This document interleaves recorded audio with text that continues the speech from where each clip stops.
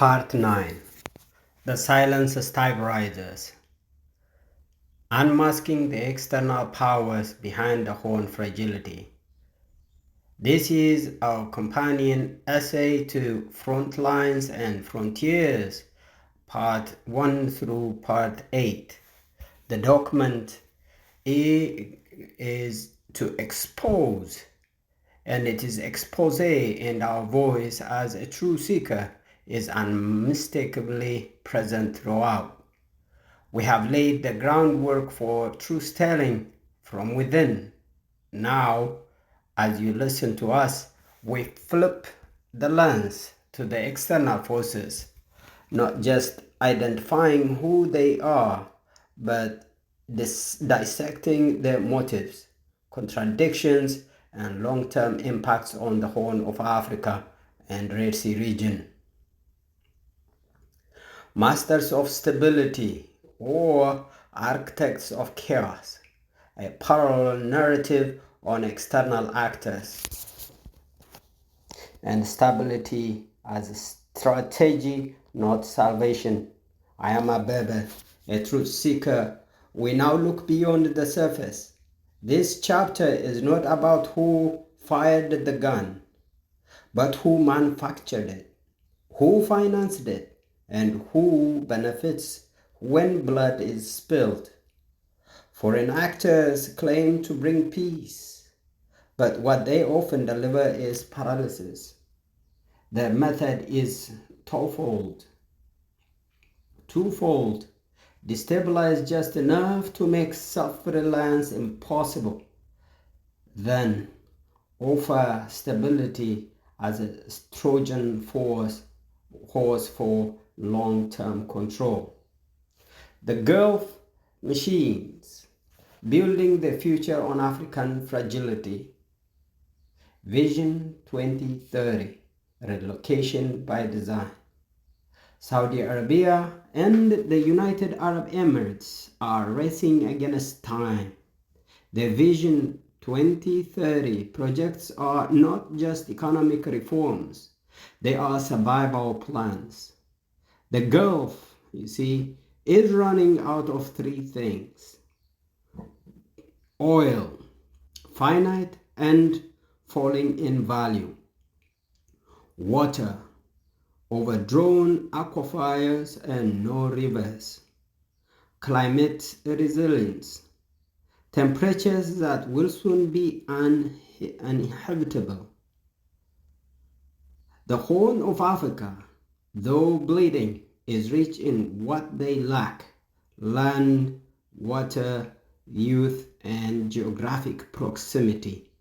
The tools of control, you may ask? Land grabs.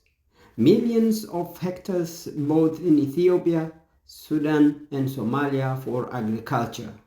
Locals are displaced and killed and bulldozer buried, while Gulf countries secure food for their future. The other is ethnic fragmentation. They support weak governments and local militias to ensure no united front rises to reject their influence. And the other is port control. United Arab Emirates, DP, will controls key terminals from Berbera to Basako. From Berbera to Pazazo. Whoever owns the coast owns the corridor inland. And the other is the religious influence. Mosques, media, and madrasas spread specific ideologies to recruit loyalty. Some call this Wahhabism, a very extremist form of Islam, and undermine local cultural independence. So why the Horn? See, the Gulf sees the Horn as their strategic rear base for the post-oil world. In the fog of Africa's wars, they are quietly planting a future homeland. Now, let's look at the United States. the chess master in the shadows, military presence disguised as peacekeeping. Camp Lamia in Djibouti is the largest US base in Africa. It watches the Red Sea, Yemen, and Iran. The US says it is fighting terrorism, but often supports regimes guilty of atrocities and probably those accused of terrorism. They don't want them to disappear.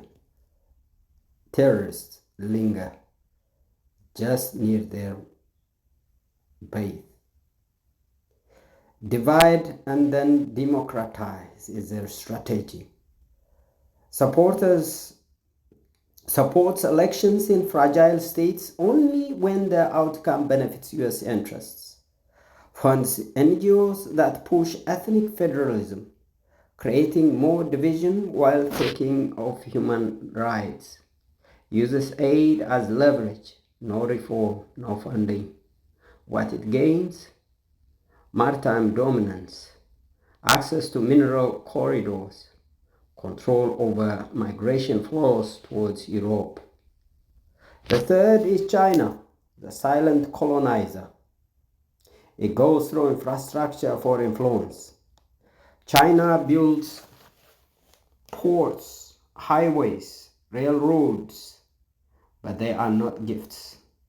They come with debt, surveillance tech, and long-term leases. In Ethiopia, the Chinese-built railway road to Djibouti is also a path of dependency. So they have debt diplomacy. When countries can't pay, China takes control of ports, land, or political loyalties. Take, for instance, Djibouti. Djibouti owes more than 70% of its GDP to China. What do you make of this? In a sense, the goal is bypass US containment in Asia, access African raw materials and trade routes, settle long-term influence through development illusions. That is China. 4 is Russia or Russia. Old empire, new tricks. Arms for success. That's their approach. Russia arms Sudanese factions, train Eritrean officers, and seeks a naval base in Port Sudan and elsewhere. There are a lot of disinformation and deals. They push anti-West narratives while backing regimes with zero accountability, sell security in exchange for sovereignty. Their goal is rebuild lost prestige, control maritime checkpoints, undermine Western influence through strategic chaos. The fifth is Turkey and Qatar. Islamic soft power with sharp edges, neo-Ottoman dreams. Turkey trains Somali forces, builds infrastructure, and promotes Turkish education. But with every new school or mosque comes political loyalty. Qatar's silent footprint funds Islamic movements and media outlets to shape regional discourse and support ideological allies. What they achieve? Ultimate power block against United Arab Emirates and Saudi Axis. Influence over leadership, transactions, and ideology called narratives. And the sixth comes Israel and Iran. Global conflict, local battlefield. Israel's quiet expansion. Negotiating with Somaliland for military base. Israel seeks to flank Iran from the African coast. Its cooperation with Ethiopia strengthen intelligence operations and anti-Iran strategies. Although the current Prime Minister of Ethiopia has signed military agreements with Iran, it plays both sides. Iran's maritime war. Through the Houthis, Iran targets shipping in the Red Sea. Its fingerprints are also found in Sudan's shifting alliances and Eritrea's calculated silence. What they risk? Turning the Horn into a Middle Eastern front line. The people of the Horn are not just caught, they are cornered. And a lot of them don't even know it. In conclusion, from strategic location to strategic subjugation, the Horn of Africa is not unstable because it is weak. It's unstable because it is valuable. The Red Sea is a global trade artery, that's true. The land is rich. The people, if united, would be unstoppable. That's why fragmentation is engineered. That's why unity is feared. That is why peace is postponed. The silent stabilizers are not saviors. They are settlers. They don't want a strong Africa. They want a silent one. We must see clearly, speak loudly, and act wisely. We are not pawns in someone else's future. We are the authors of our own. I am Abebe, a truth seeker, and this is the next chapter in our fire walk towards peace. We are speaking the undiluted, uncolonized truth. Our insight cuts through fog like a blade. So let us now go into part 10, Frontlines and Frontiers series. So you know, this is more than just a chapter. It is a warning, a wake-up call, and a strategic vision for the soul of Africa. So he goes, part 10. Let them fight their own wars. African soil is not a battlefield. And again, this is a companion essay to Frontlines and Frontiers by Abebe, a truth seeker. The battlefield they made of us. I am Abebe, a truth seeker. Again and again I seek the truth. What began as alliances become occupations. What comes as partnership become manipulation. And what stood as African soil is now tilled by foreign boots, foreign drones, foreign deals. The Horn of Africa and Red Sea region, our ancestral lifeline, is being quietly converted into a global war zone, not by our own hands, but by the strategic plans of others. They bring weapons and whispers. They promise security, but deliver surveillance. They say peace, but prepare for battle. It is time to say clearly, let them fight their own wars, not on our land, not with our children, not through our pain. The global powers don't want peace, folks. They want position, brothers and sisters. They will never openly admit it, but their behavior reveals it. From Washington to Beijing, from Tel Aviv to Riyadh, from Ankara to Moscow, what they seek is not African prosperity, but African pliability. Why? Because the Horn is a perfect battlefield. Cheap life. Strategic location. Divided populations. And most importantly, resource rich. Leadership poor. Why bomb Tel Aviv or Tehran when you can do it in Sudan or Somalia and call it counterterrorism or strategic partnership? Africa's greatest threat is not just foreign missiles, it is foreign models. The irony is brutal. The very African organizations meant to protect us, IGAD, African Union, etc., even local peace councils, are often funded by the West, coordinated by the UN, shaped by outside consultants. Our diplomacy is outsourced, our peacekeeping is directed, our priorities are not ours. Even when African heads of state meet, it's on agendas written in embassies, not in the villages or valleys of Africa. Here is the paradox of power, Africa's illusion of sovereignty. African statesmen think they are sovereign, but their budgets say otherwise.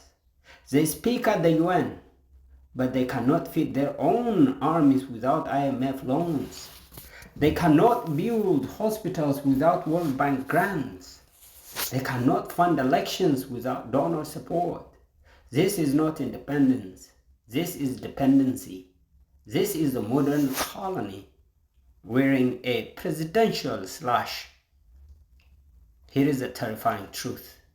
If we organize, they will invade again. History teaches us a cruel lesson. Every time Africa began to unify, the world came down upon it. When Lumumba called for Pan-Africanism, he was assassinated. When Nkrumah built a united vision, his government was overthrown. When Libya pushed for an African gold-backed currency, it was bombed into the dust. Gaddafi was killed by his own people with the aid of Europe. Now, if they sense a serious move towards African unity, technological independence, economic coordination, regional defense, they may trigger civil wars, fund separatist rebellions, stage coups through their proxies. This is not paranoia, brothers and sisters. It is historical pattern. The new scramble for Africa is already underway. Listen up. The foreign powers aren't just circling. They are already inside. Gulf nations are buying massive land tracts in Ethiopia, Sudan, and Somalia. China and the US are building dual surveillance corridors in Djibouti. Israel and Iran are preparing opposing fronts on African territory. But here is the bitter truth. They do not plan to leave. They are not guests. They are settlers, strategic settlers, waiting for the next climate collapse or resource crash to relocate permanently, just as the old empires did during the first scramble. Education, health, and culture, agricultural, organic materials were hijacked and hollowed out. How did we get so vulnerable? Because our elites were trained in foreign ideas, then sent back home as intellectual soldiers of someone else's empire. Our universities teach Western models that do not apply to African realities. Our health systems are donor dependent, treating symptoms, never sovereignty. Sometimes lab-grown viruses attack Africa. They tell us, here is your disease, here is your medication. Our cultures are fractured. Traditional wisdom is mocked, while imported chaos is branded modern. Look around Africa. Are there any organic crops left? What did replace them? Genetically modified food, unhealthy, unnatural, never regrow again. Even salvation itself has become a commodity, just like war, just like development. So what must be done? A blueprint of rebellion for peace. This is not the time for wishful thinking. It is the time for design, intent, real strategy. Number 1. From a new African Assembly, IGAD and EU are too compromised. Africa needs a people-driven continental body with no foreign funding, comprised of elders, thinkers, technocrats, and youth, not just politicians. 2. Declare the Horn a no-war zone for external conflicts. Enforce a Pan-African non-militarization pact for foreign actors. No base, no drone, no naval movement without regional people's approval. 3rd, mass political education of the people. Ignite a Pan-African media revolution to counter the disinformation war. Teach geostrategy in high schools. Elevate African history above colonial narratives. And 4, build the Horn Tech Vanguard, a technology corridor from Eritrea to Kenya. Invest in drones, AI, communication tools made for African defense and prosperity, not foreign profit. You see all of those AI-enabled military gadgets? They are remotely controlled. They can be disabled anytime. 5. A continental defense fund, crowdfunded by Africans in the homeland and diaspora, used for independent research, resource protection, and civil defense training. In conclusion, know that not pounds, not victims, not colonies, not anymore. The question now is not whether foreign wars will come to our soil. They are already here. The question is, will we remain bystanders in our own land? Or will we reclaim the right to say, not here, not us, not anymore? Let the West fight in the West. Let the Gulf face its own collapse. Let Israel and Iran handle their war in their own deserts. The Red Sea is not theirs. The Horn of Africa is not theirs. The future of our children is not for sale. I am Abebe, a truth seeker. This is part 10, and this is a call to break the silence before the next scramble begins. Opening invocation follows. We open this invocation for you, African hearts for peace and Ethiopian hearts for peace. Seeking the truth in a world built on lies is dangerous. Peace cannot be built on silence. Justice cannot rise from falsehood. And unity cannot exist without truth. Everywhere I go, across borders, into villages, through history and headlines, finding the truth feels like searching for a needle in a haystack, if the needle was ever there at all. The world says truth matters, but hides it. The elites speak of reform, but practice deception. The educated praise peace, but live in comfort while others die. The so-called democracies pretend to give choice, but the people do not know who they are voting for. And the leaders themselves change with the wind once power is secured. Elections have become theater. Parties have become cults. And democracy, this foreign machine exported into African soil, has become a facade of freedom, masking the machinery of control. Democracy is not working, not because we are broken, but because it is not ours. Democracy, as it is taught and imposed, was not born from African soil. It was crafted in other lands, for other histories, by those who later colonized us.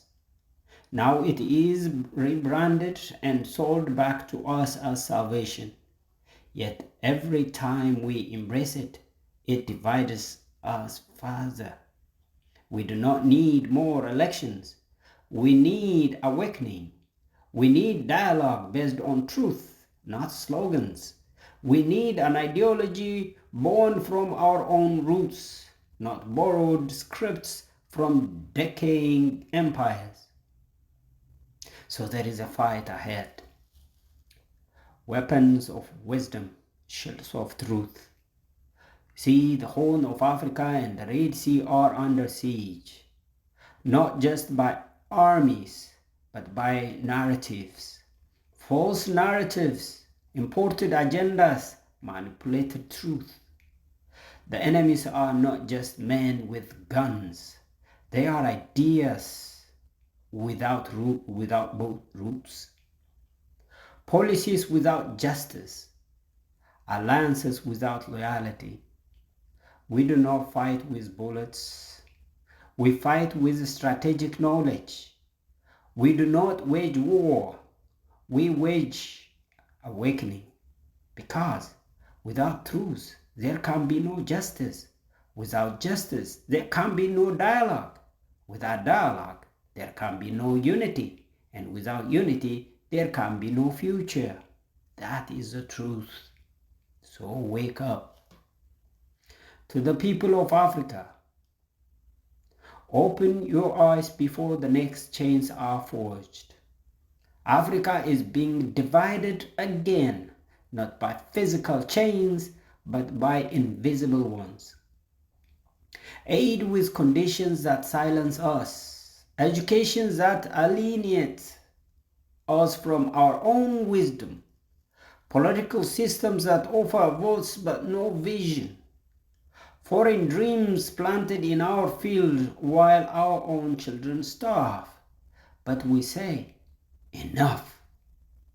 Here, we, African Hearts for Peace and Ethiopian Hearts for Peace, stand not as movements, but as voices before the storm, torches in the fog.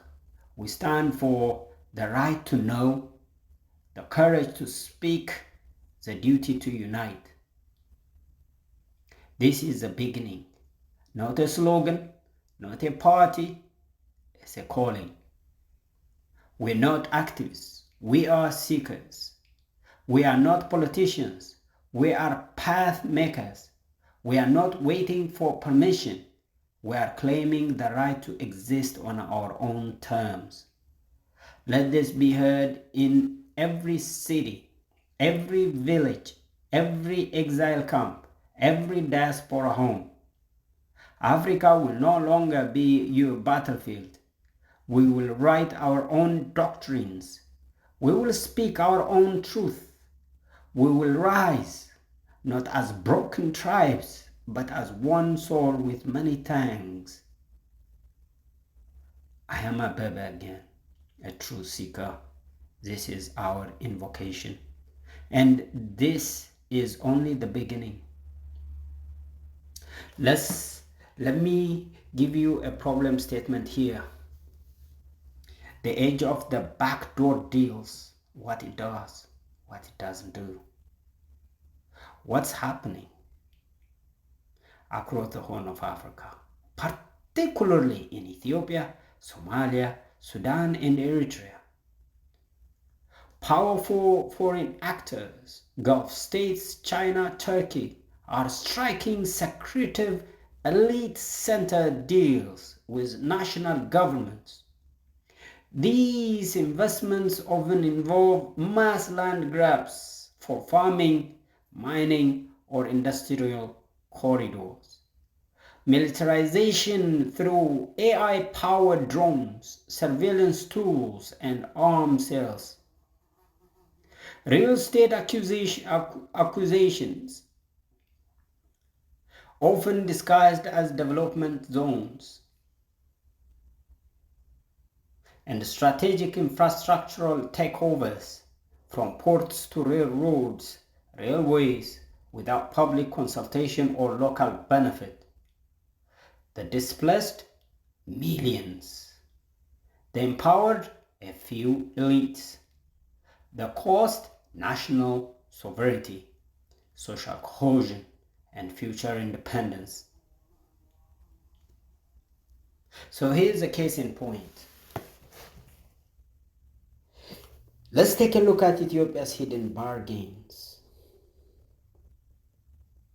Funan Bure, Djibouti corridor, said to be backed by Gulf funding, but the terms are unknown. Communities displaced, ethnic cleansing alleged.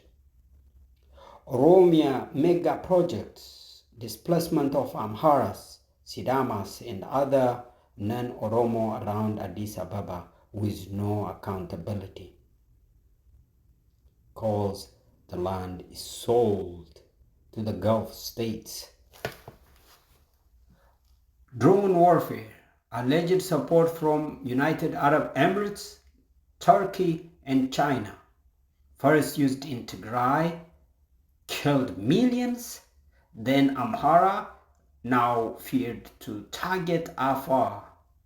Every day, millions die. And there is also port ambitions. Growing discourse of reuniting with Red Sea ports, Mazawa, Hasab. Yet, these stocks conflict with Eritrea and is used by elites as justification for expansion. Which one is truth? Yet no one explains to the public where the money comes from or who benefits, not even the Prime Minister. Here is the dangers of elite bargaining without consent. Displacement and statelessness. Entire communities are uprooted without compensation or alternatives. 2. Loss of national assets. Ports, mines, and farmland go into 99 years lease or secret agreements. 3. Militarized development. AI-enabled repression tools are used against civilians, not external threats. 4. Fake democratic cover. Elections are held, but leaders make deals without voter knowledge or mandate. 5. Silent foreign occupation, not with boots, but with banks, drones, and contracts. So why democracy fails in this context, you may ask? You rightly pointed out that democracy is not working because the voters do not know who they are. This is profound in the whole. Thank you for asking this question. Ethnic politics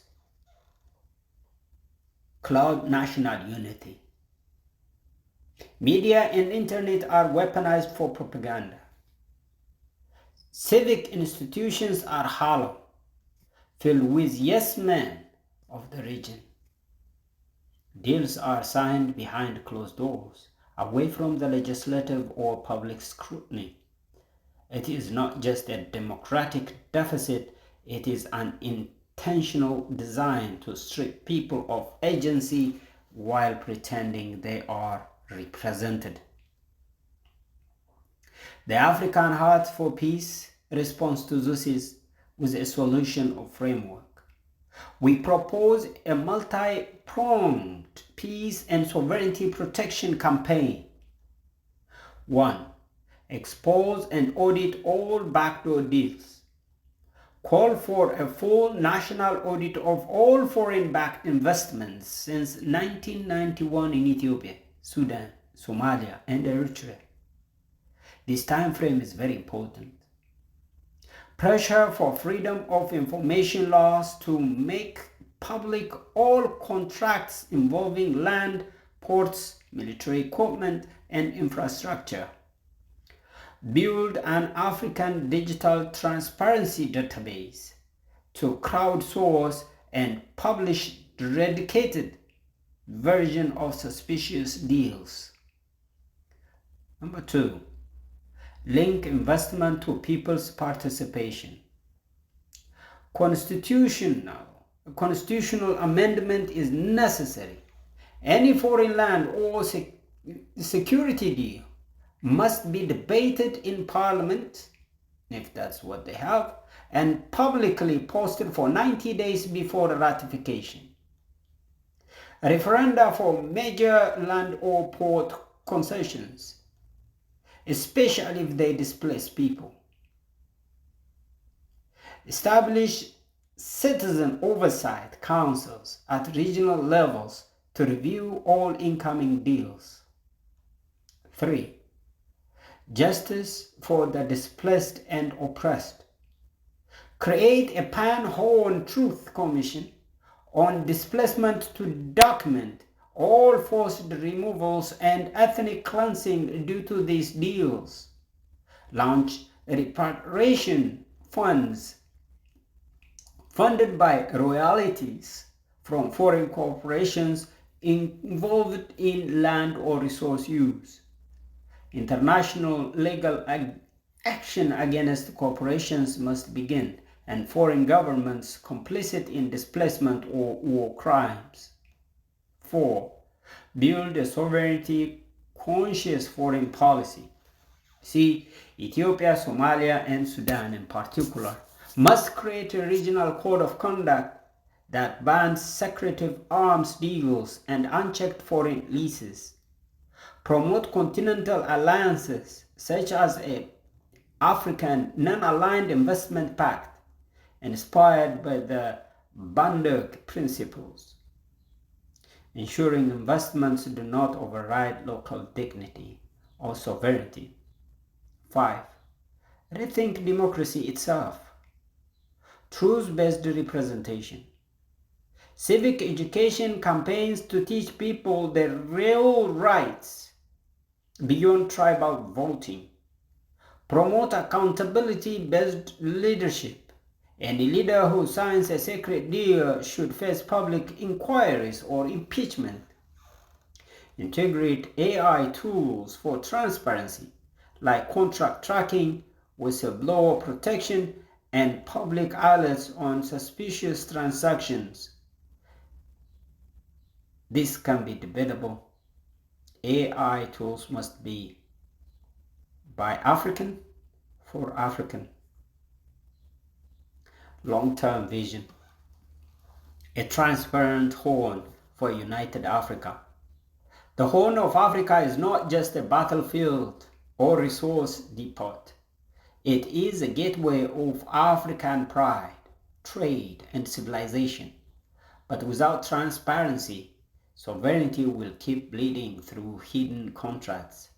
We must move from secret diplomacy to public engagement. Elite-centered deals to people-powered planning. AI for war to AI for justice. So this is our final call. No deals without the people. Let African Hearts for Peace be the platform to launch this campaign.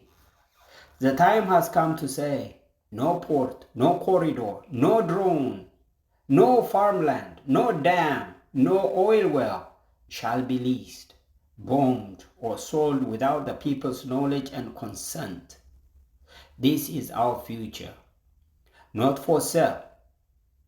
Let us organize, let us expose, let us unite. Again, this is Abebe, African Hearts for Peace, Ethiopian Hearts for Peace. I have one more case study. The atrocity in Wolaga, Ethiopia. Buried truth and healing wounds.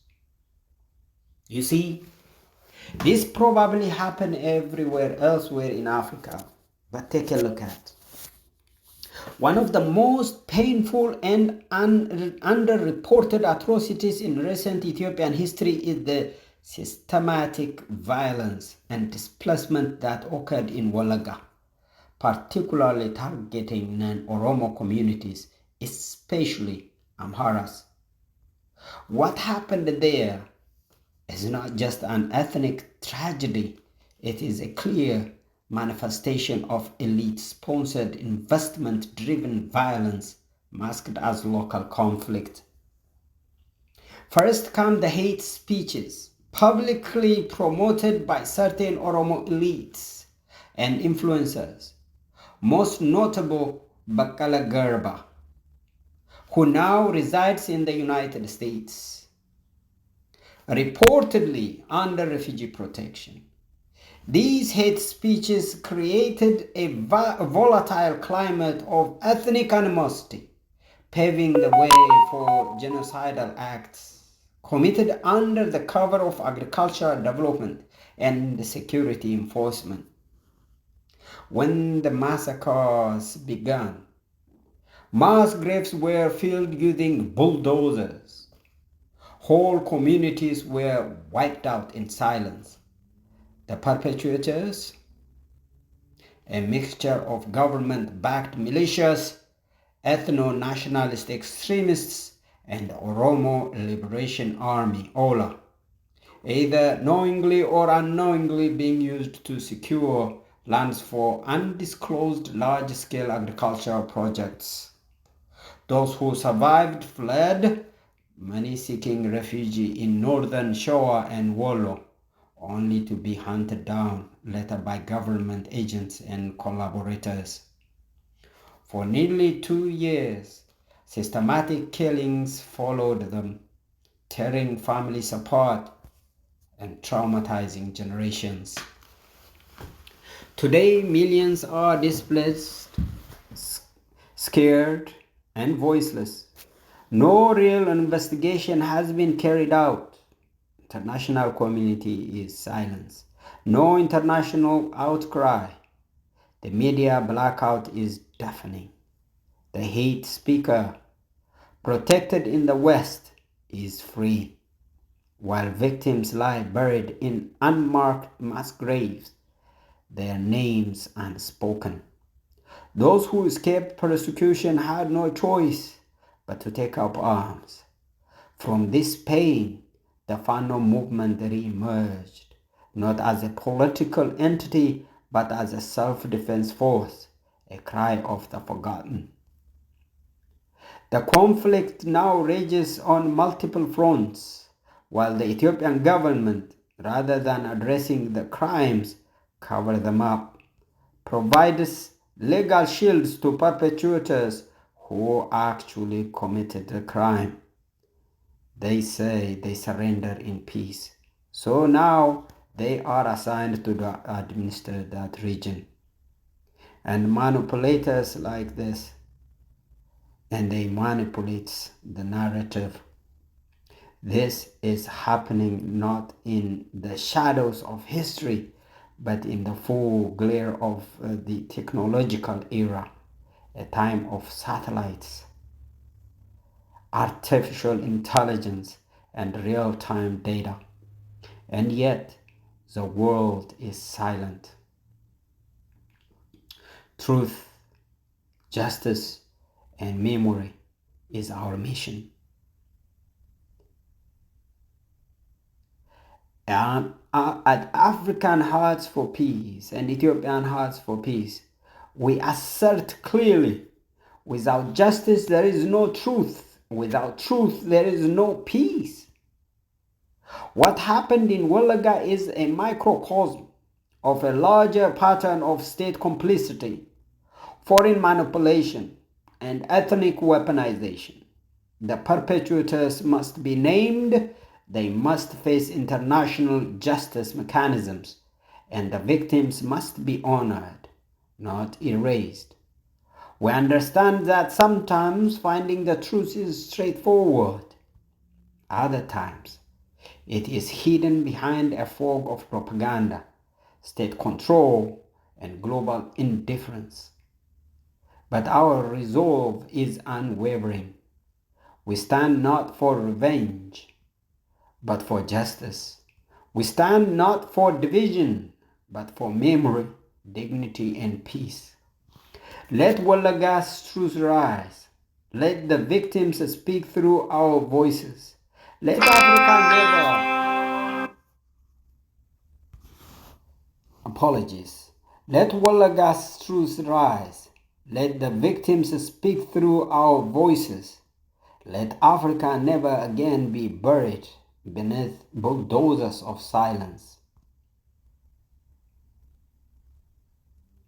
This is Abebe again from African Hearts for Peace and Ethiopian Hearts for Peace. Exile of the guilty.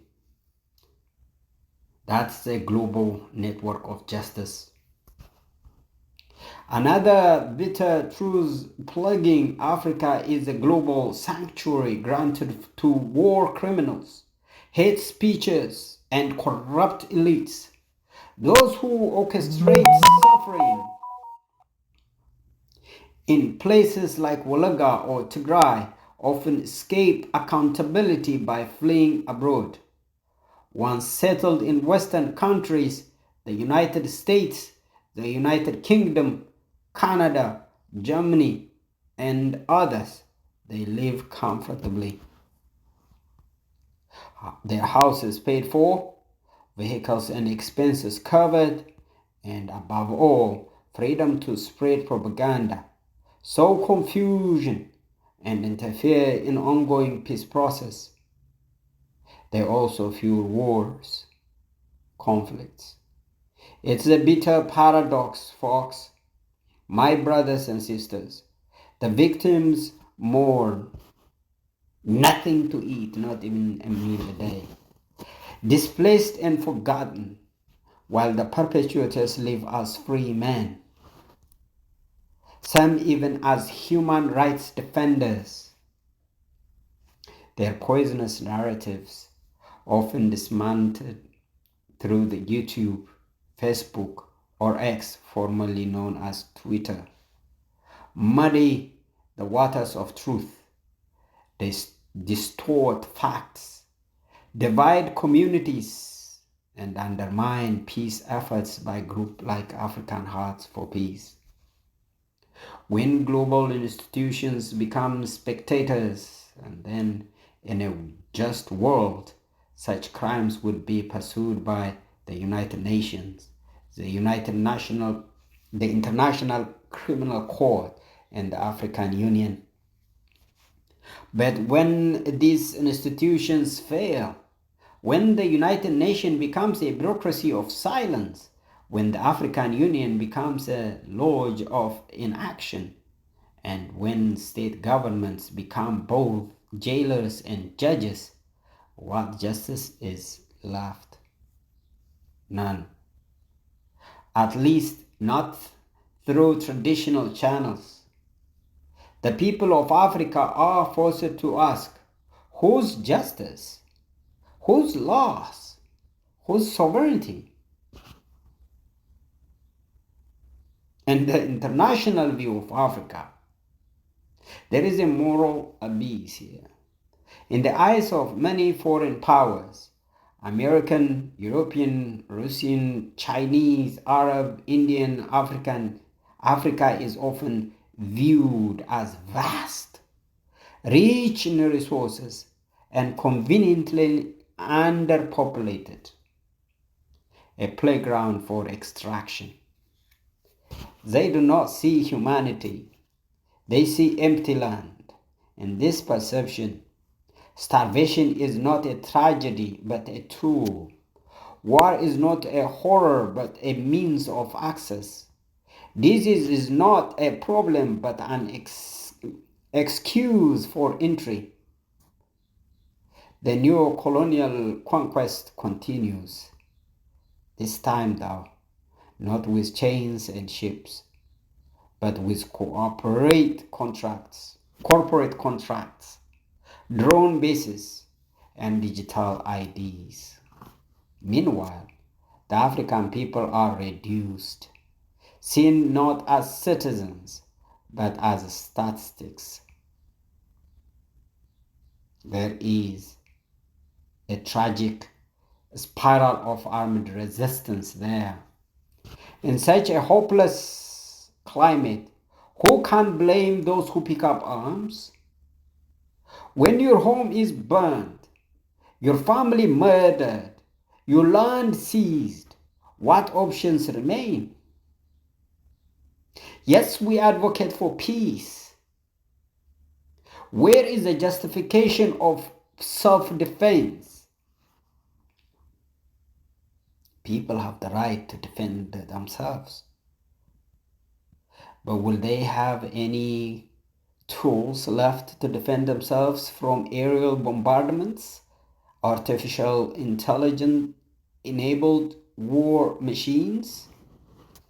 That is impossible to predict. Each state actor is armed with such. Across the continent, we see a familiar pattern. A marginalized group defends itself. A militia forms. That militia is either crushed or co-opted. The original cause is forgotten. The violence cycles again.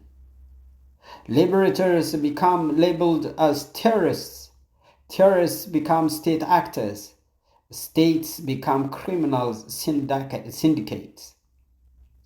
This cycle must end. At African Hearts for Peace, we recognize the moral complexity. While armed resistance may be justified in self-defense, it ultimately risks becoming another cog in the wheel of war. The goal is not to shame the fighters. The goal is to help them remember why they fought in the first place and show them a way out for peace. African Hearts for Peace and Ethiopian Hearts for Peace vision. Break the cycle. Reclaim the future. To do so, 1. Expose the global safe havens for criminals. Work with the diasporas and legal networks to investigate fugitives and propagandists living abroad. You see, the general population in United States don't know these people. They just come and mingle. For them, they are just immigrants.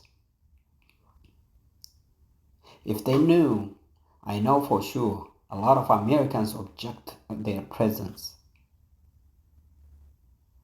So we need to petition host countries to revoke asylum or individuals inciting violence. 2. Document victim testimonies. Amplify their voice.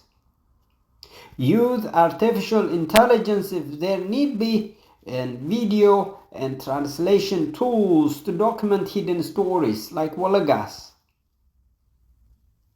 3. Reclaim sovereignty through civic power.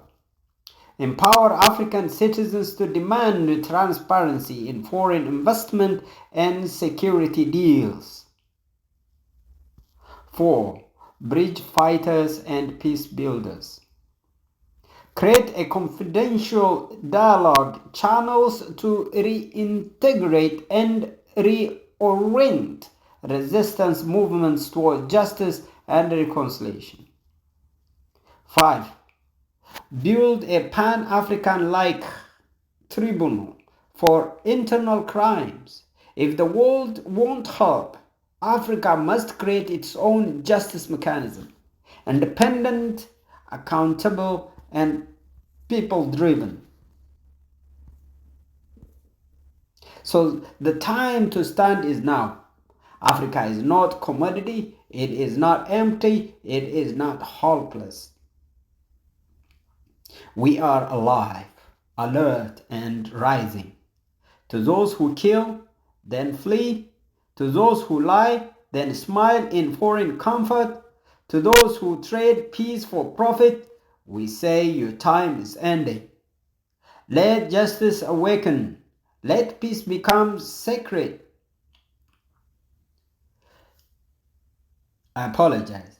Let peace become sacred. Let the truth be unstoppable. We at the African Hearts for Peace and Ethiopian Hearts for Peace carry no weapon but the truth, no mission but justice, and no identity but Africa's future. Again, this is Abebe Nagash from African Hearts for Peace, Ethiopian Hearts for Peace.